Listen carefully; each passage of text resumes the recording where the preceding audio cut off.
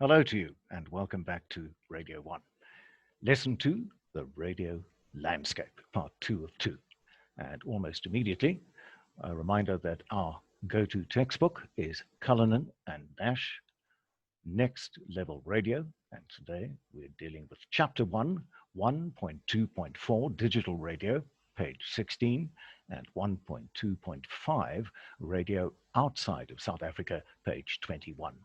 This slide shows you the difference in approach and technique and methodology between the old traditional linear medium of communicating with the listener, old steam radio, and of course, it was via a transmitter through the air in the form of sound waves, which were received by the transistor set of the listener. Okay. That, however, has morphed into the modern day technology of the digital signal, which is digitized in the binary code, noughts and ones, as you're well familiar with.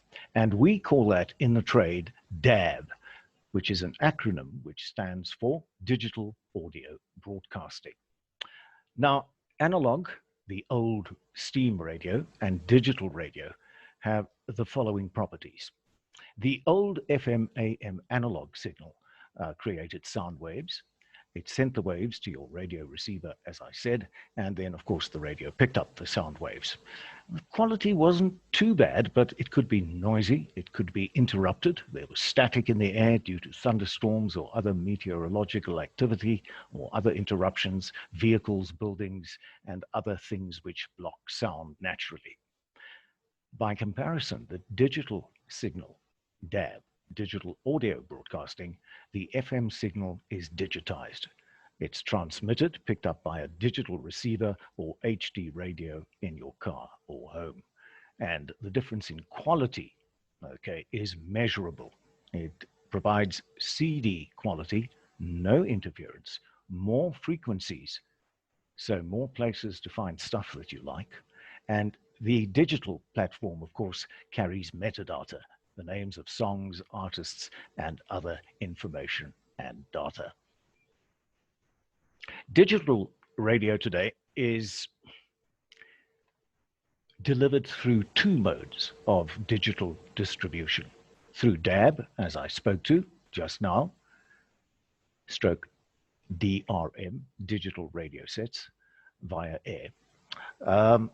We do have an internet radio station currently available, okay?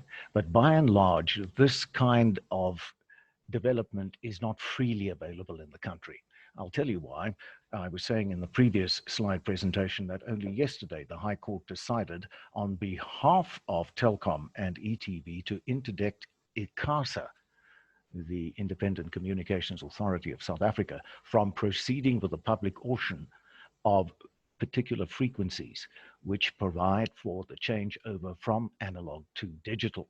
And this has become quite an imbroglio, my friend, full of controversy and, of course, fingers that want to stick themselves into pies and snouts that want to busy themselves in the trough, because there is a lot of money involved in the migration from the old methodology of linear to digital, okay?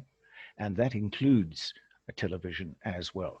So it was thought by ICASA, the ruling body which governs the radio landscape and regulates it in this country, that they would have a public auction and the highest bidder would, of course, obtain those frequencies which are required.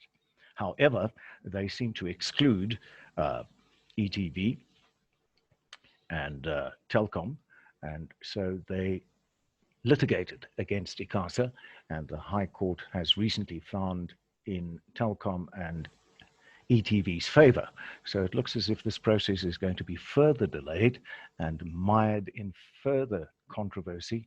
And quite frankly, it's in a bit of a quandary at the moment, a state of stasis. And I don't expect this to be a fait accompli in the distant future. Anyway, we wait patiently. Then, of course, there is data streamed radio, the internet.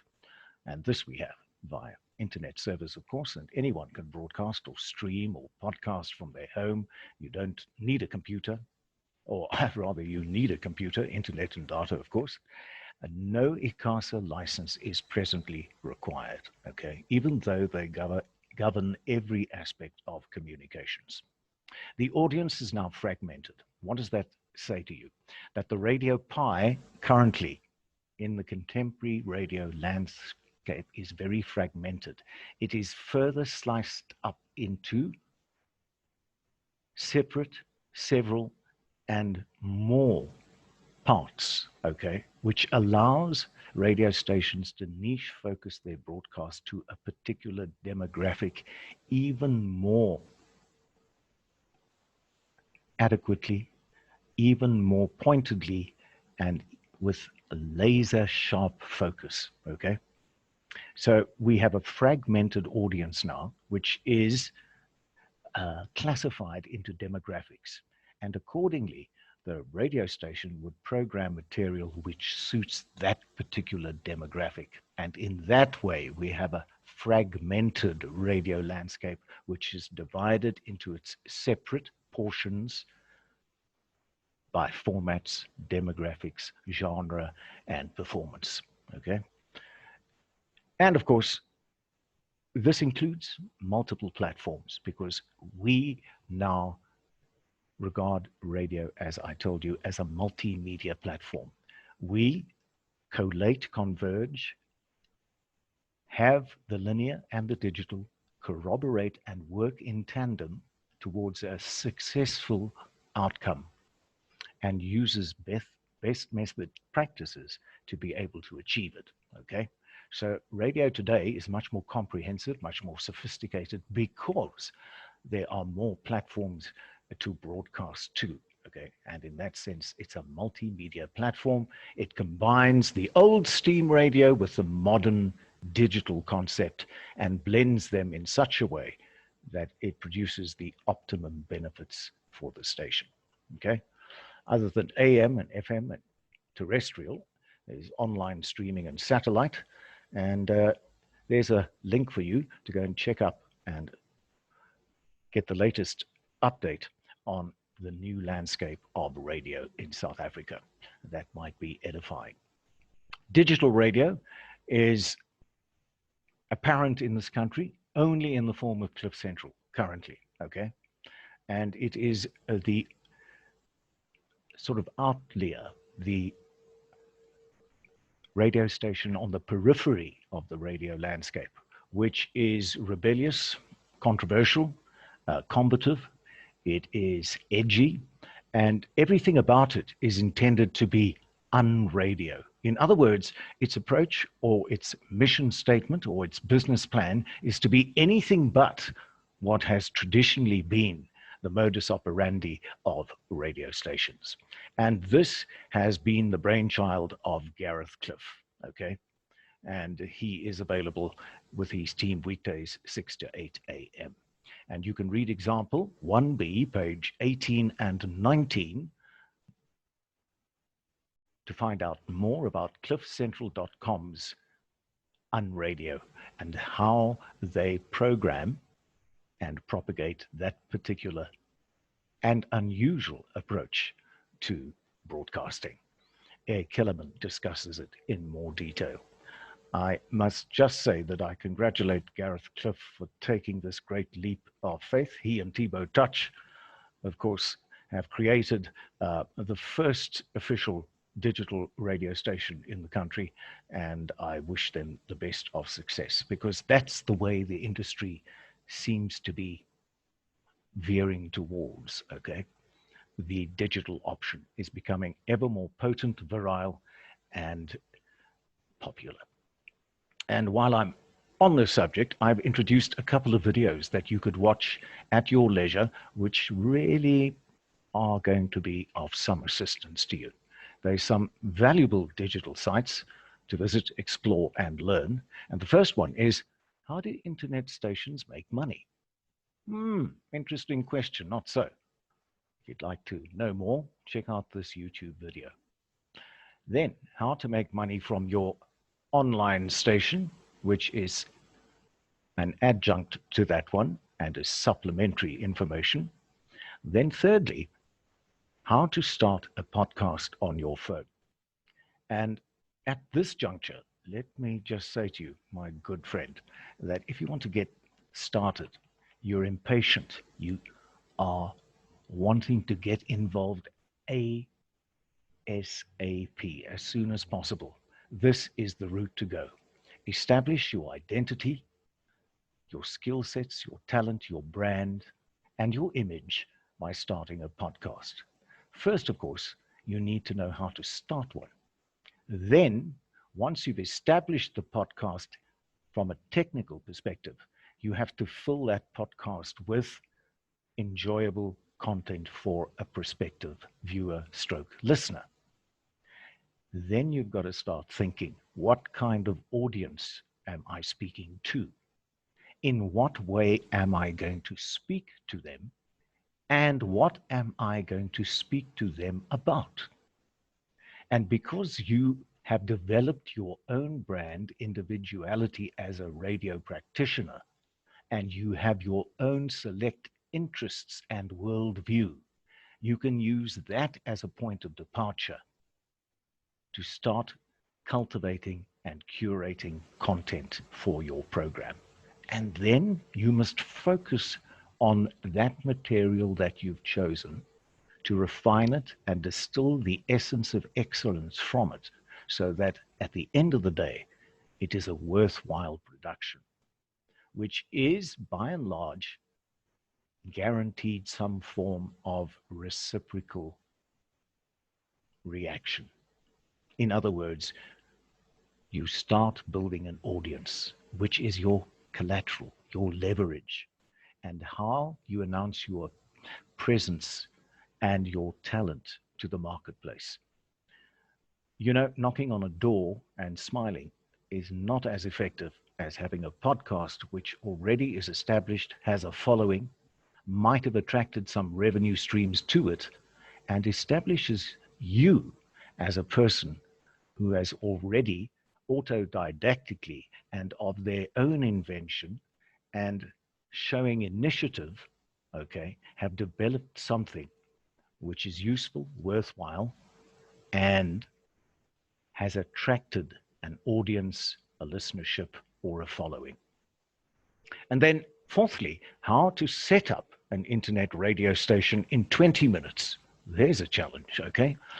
And look at this. It's quite interesting to see how they condense so much work and so much preparation, planning, and brainstorming into 20 minutes in order to set up an internet radio station. Here's a classroom exercise for you. 1.3, Radio Outside of South Africa, Chapter 1, page 21. Now, last time I spoke to you, we discussed the fact that Channel Africa broadcasts externally to countries outside our borders, to other African countries, and of course, as far as London. So it has an enormous footprint. But there are also other landscapes throughout the world which need to be looked at by you to understand how they compare to the South African landscape and what, if any, differences in methodology, approach, and strategy there are between 1.3.1, the American landscape, okay? 1.3.2, the Mozambican landscape, 1.3.3, the Australian landscape, 1.3.4, the Zambian landscape, and 1.3.5, the Mauritian landscape of radio. Check them out in Chapter 1, page 21, and make a comparative analysis for your own benefit to familiarize yourself with the distinctions between these landscapes and that of the South African one that we're talking to at the moment. And there it says, take 20 minutes to read and design a lesson on the 5 different radio landscapes. Okay. The extent of audience research, the number of radio stations in each market, the prevalence of state versus commercial broadcasters, and the availability of resources and training. To what extent do they differ from the South African scenario? Not a difficult thing, and this is for your own benefit, as I say, to familiarize yourself with these environments and induct you into that area of performance. Okay. So radio outside of South Africa, 10 years ago, music platforms and the digital world was developed, and it got to a stage where there were new forms of telecommunications competition. Okay, radio used to be king of the heap. It used to be the ace in the pack. Okay, the card up your sleeve. It used to be the clincher. Okay, it used to be that form of communication which was preeminent and dominant throughout the world, and was the progenitor of everything that flowed in the communication sense after radio was king of the heap. And the first hint of a challenge to the authority, okay, and the power of radio came from television. And this was a nigh tragedy for radio people, because everybody said, okay, video has killed the radio star a la Buggles, and no longer do people need to just hear things. They can migrate in droves to the television, which is chewing gum for the eyes. There's the picture, and you watch it. And it became a veritable executioner, okay, of radio throughout the world.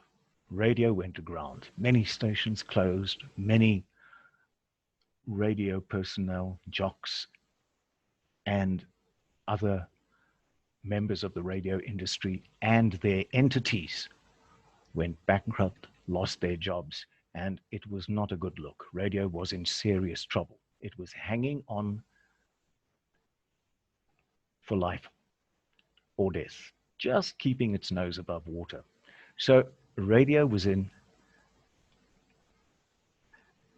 a situation where it either had to take television head on and compete against it, or do what radio has always done over the years. Instead of directly competing against new media forms or technological innovations, radio has warmly and gratefully embraced television and taken it on board. And it is now part and parcel of the radio delivery. Okay? Then what happened? Radio started regaining lost ground. Never regained its former glory when it was the #1 communications medium, but still manages to punch above its weight and is still the most important communications medium in the world. And I say that to you with the benefit of 40 years of experience in radio and the assurity that radio will probably be the last form of communication on this earth. It was the first, and I predict it will be the last, for various reasons, which, well, I intend to discuss in our conversations, discussions, and lecture forums, okay? So the first challenge to radio was that of television. Then came the internet, and once again, the death knell of radio was sounded.